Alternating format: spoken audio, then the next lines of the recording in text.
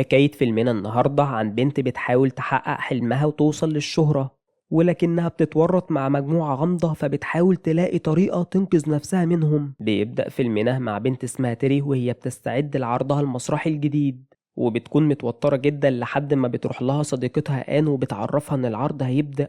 فبتبص تيري على صورة والدتها المتوفية وبتتمنى إنها تقدم عرضها بشكل كويس، وبتخرج للمسرح وبتكون متحمسة جدا وبترقص بشكل كويس، ولكن في نهاية العرض بتنط على رجليها وبتقع عليها فبتتكسر، وبتتنقل تيري للمستشفى وبتدخل العمليات، وبتكون الإصابة قوية جدا لدرجة إنها ما بتقدرش تمشي على رجليها كويس تاني، ولا إنها حاسة إن حياتها اتدمرت. بتبدأ تشرب مهدئات لحد ما بتدمنها. وفي يوم بترجع السكن اللي ساكنة فيه مع آن وبتسمع ناس زميلتهم في السكن بتتكلم عنها بشكل مش كويس، وبتقول لآن إنها لازم تدفع فلوس زيهم وتتحمل تكاليف سكنها معاهم. وبتحس تيري بالإحراج لأنها بقت عبء على زمايلها وكل فلوسها صرفتها في فترة علاجها، وإنها حتى من بعد الحادثة ما اشتغلتش تاني. وبتحاول آن تهون عليها، ولكن تيري بتقول لها إن نيس عندها حق، وبتعرض عليها آن إنها ترجع لمزرعة عيلتها من تاني. ولكن تيري بترفض وبتقول لها إن حلمها الوحيد في الحياة إنها تكون مشهورة ومش هتستسلم لحد ما توصل للي هي عايزاه،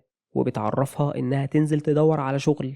وتاني يوم بتنزل تيري تقدم في كل المسارح اللي تعرفها، ولكنها بتترفض فيهم كلهم، وبتبدأ تحس بالإحباط. ولكن في يوم بتشوف إعلان عن مسرحية لمخرج مشهور اسمه مارشاند، وبتقرر إنها تروح لتجارب الأداء بتاعتها. ولما بتروح بيتكلم عنها الحكام بشكل مش كويس وبيضحكوا عليها، وبيطلب واحد منهم إنها تكرر نفس الحركة اللي عملتها ووقعت بيها، وبيفضل يخليها تكررها لحد ما رجليها بتتصاب من تاني.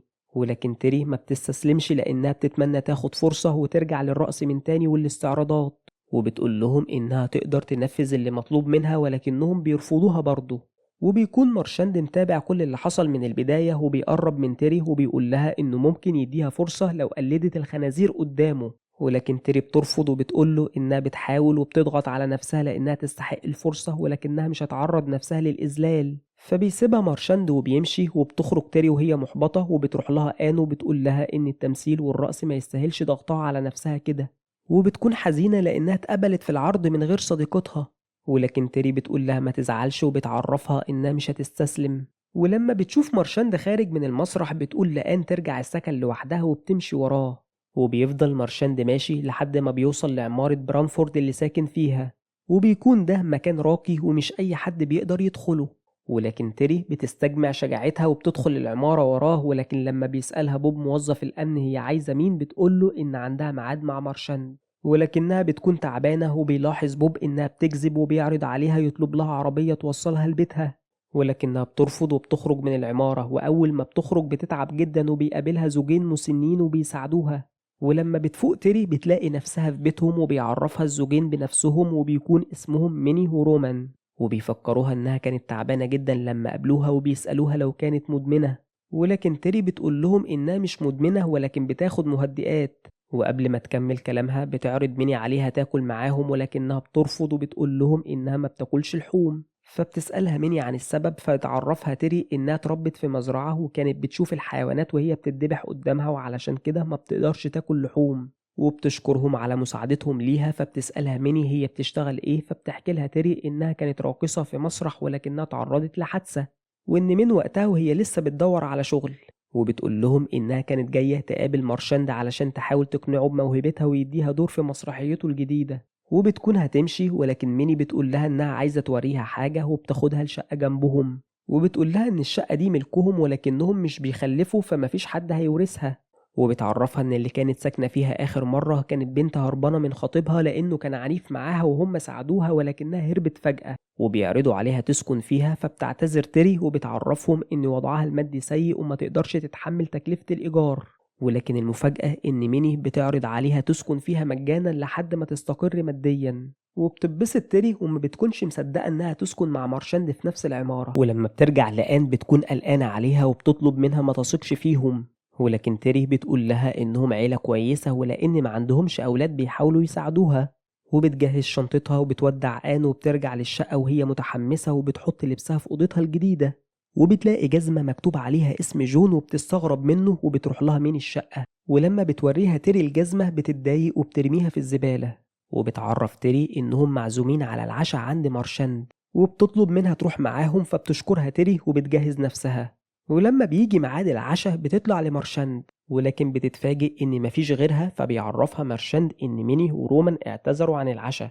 فبتتحرك تيري وبتعرف إنهم عملوا كده علشان تقدر تقنع مارشاند، وبيقدم لها مارشاند مشروب وبيقول لها إنه معجب بإصرارها ومحاولاتها، وبيسألها هي ليه متمسكة بالمسرح كده. فبتحكي له تيري إنها لما كانت صغيرة والدتها ماتت وبقت وحيدة، وعلشان تخرج نفسها من الشعور بالحزن لجأت للفن، ومن وقتها وهو اتحول لحلمها. وبتطلب منه يديها فرصة، وبتشرب المشروب اللي قدمه ليها وبتدوخ وما بتكونش شايفة كويس، وبتحاول ترجع لشقتها ولكنها بتلاقي نفسها نزلت في مكان غريب شبه المسرح وميني ورومان قاعدين فيه. وبيرقص مارشاند معاها وبياخدها منه أشخاص كتير جدا وبيحطوها على السرير وبيربطوها فيه، وبيفضلوا يتحركوا جنبها بشكل غريب. وفجأة بتحس إن شيطان بيقرب منها، وبتفضل تصرخ، ولكنها بتصحى من النوم بتلاقي نفسها نايمة في بيت مارشاند، وبيقدم لها مارشاند قهوة وبيقول لها إنه وافق إنها تشترك في مسرحيته. وبتكون تيري مش فاكرة إيه اللي حصل لها بعد ما شربت المشروب، فبيقول لها مارشاند إنه أعجب بيها وعلشان كده هيديها فرصة.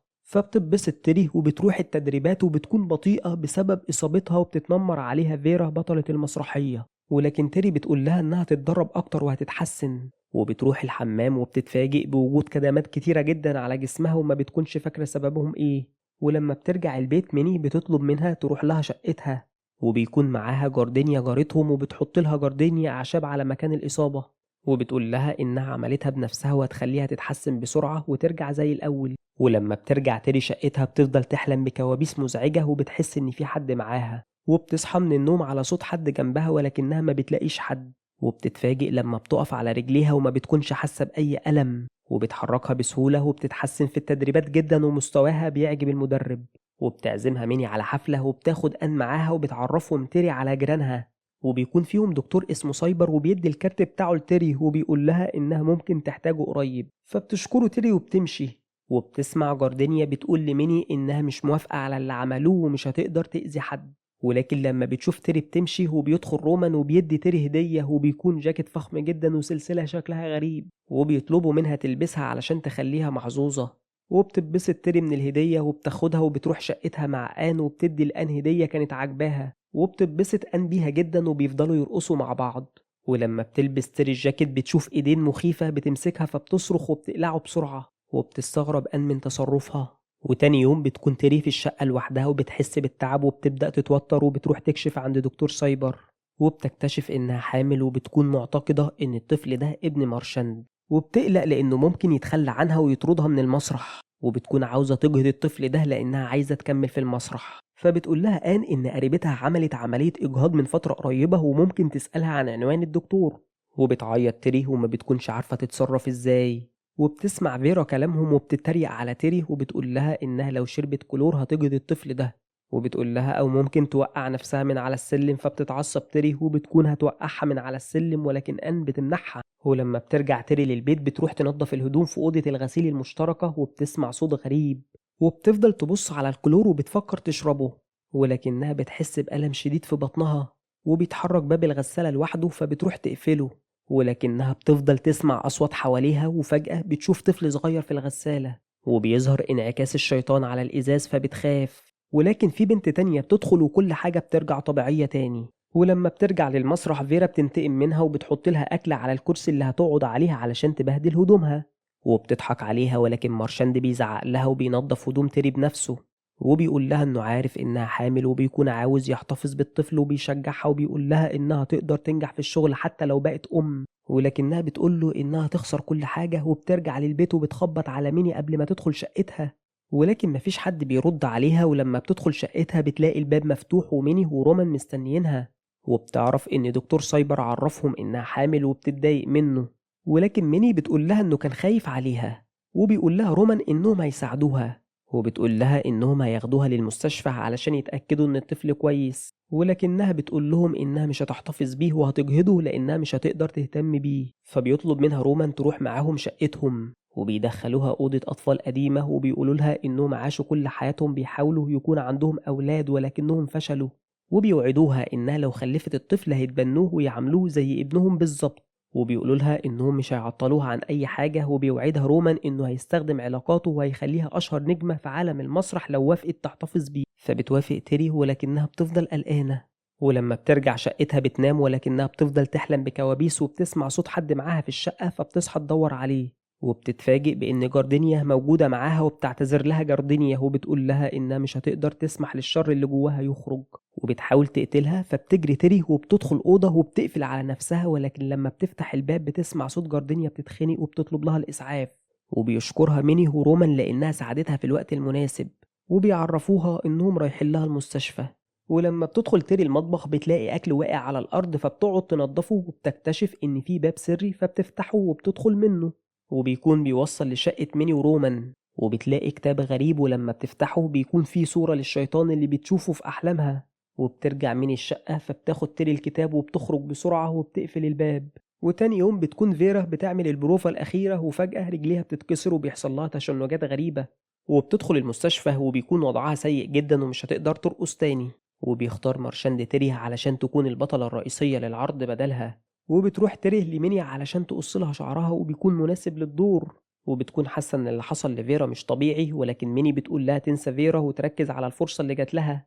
وبتقدم تيري العرض وبتعجب كل اللي حضروا، ولما بترجع لأوضتها علشان تغير لبسها بتسمع أصوات غريبة، فبتقفل الباب وبتبص في المراية وبتحس بألم شديد وبتلاقي بطنها كبيرة جدا. وكل ده بيختفي بسرعة، فبترجع شقتها من تاني وبتتصل بدكتور سايبر وبتقول له إن في حاجات غريبة بتحصل لها. فبيقول لها سايبر إن ده طبيعي في الشهور الأولى من الحمل، ولكنها بتقول له إنها بتشوف حاجات مش موجودة وحاسة إن الطفل في مشكلة، فبيعرض عليها تروح له العيادة مع ميني، ولكنها بتقول له ما يعرفش ميني حاجة. وبيكون سايبر عاوز يخليها محجوزة في المستشفى لحد ميعاد الولادة، ولكنها بترفض وبتقفل في وشه. وبتروح تقرا الكتاب وبتشوف فيه صورة السلسلة اللي أخدتها هدية من ميني، وبتعرف إن حملها مش طبيعي، وبتتأكد إنهم بيخططوا لحاجة غريبة.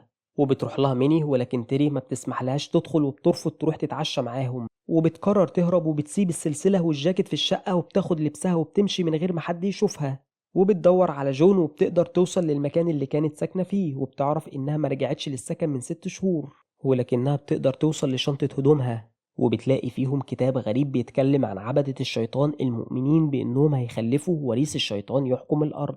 فبتخاف تيري وبتروح الكنيسة وبتفضل تصلي لحد ما بتروح لها راهبة، وبتحكي لها تيري اللي بيحصل لها، وبتعرفها الراهبة إن سكان برامفورد عبدة الشيطان والكتاب اللي معاها هو كتاب خاص. وبتحكي لها إن جون جات لهم الكنيسة بعد ما اكتشفت اللي بيعملوه، ولكنهم قتلوها وتسجل قتلها وبتعرفها إنهم معتقدين إن الشيطان ليه وريث على الأرض في شكل بشر، والوريث ده بيحاول يجيب ابن علشان يكون وريث ليه. وبتحس تيري بألم في بطنها، فبتعرف الراهبة إنها حامل وبتخاف عليها جدا، وبتقول لها إن الطفل ده لازم ما يتولدش. فبتروح تيري مع آن علشان تجهده، ولكن لما بتبدأ الدكتورة في العملية بيحصل لها تشنجات زي اللي حصلت لفيرا. وبتخرج تيري من العيادة وبتقول لآن إنهم هم اللي أذوها علشان ما تجهدش الطفل ده، وبتقول إن الوقت فات وإنها لازم تتخلص منه لوحدها. وبتقول لها ما تقلقش عليها، وبترجع للعمارة وبتروح للمكان اللي كانت بتحلم، وهناك بتقابل مارشاندو وبيقول لها إن اللي كانت بتحلم بيه حقيقي مش حلم، وبيقول لها إن هي المختارة اللي هتقدر تكون أم الوريث اللي انتظروه سنين طويلة. وبيحاول يأثر عليها، ولكن تيري بتمسك خنجر موجود جنبها وبتطعنه بيه. وبتشوف كل اللي حصل لها مرة تانية، وبتشوف الشيطان اللي كانت بتحلم بيه قدامها، فبتخاف وبتهرب.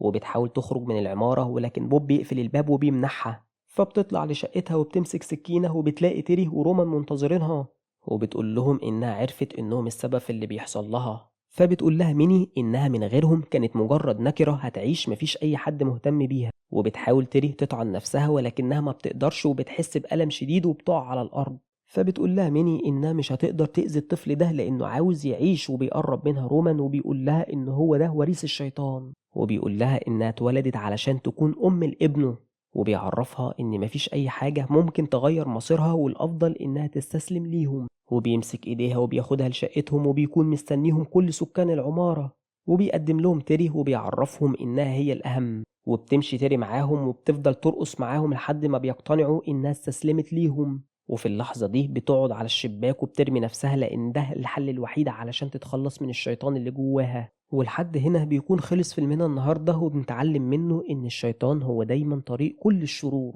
ولو عجبك الفيلم ما تنساش اللايك والشير وتفعل زر الجرس، وسيب لنا رأيك في الكومنتات وقول لنا ايه الأفلام اللي حابب إننا نلخصها لك.